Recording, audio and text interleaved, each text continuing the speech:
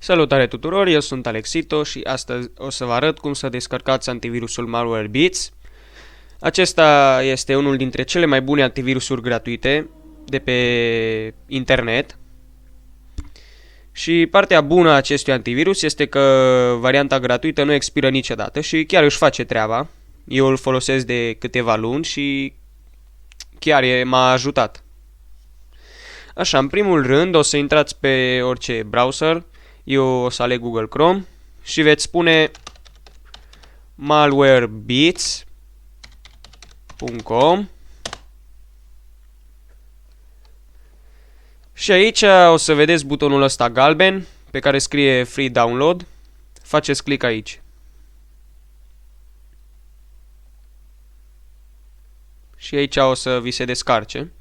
Eu am mai descărcat deja antivirusul, de aia apare aici 2. O să vă apară mbsetup.exe. Și dați aici la deschide.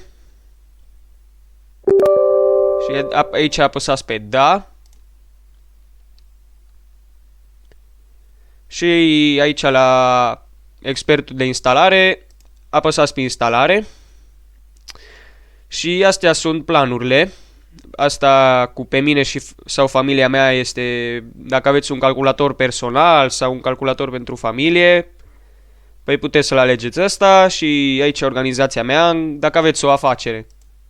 Eu o să aleg pentru mine sau familia mea. Și acum vom aștepta să se instaleze. Odată ce se instalează o să vă arăt și cum să faceți o scanare cu succes. Aici o să dați pe finalizat. O să ia mai mult să se deschidă, asta e drept. Recent, dacă e prima dată când îl instalați.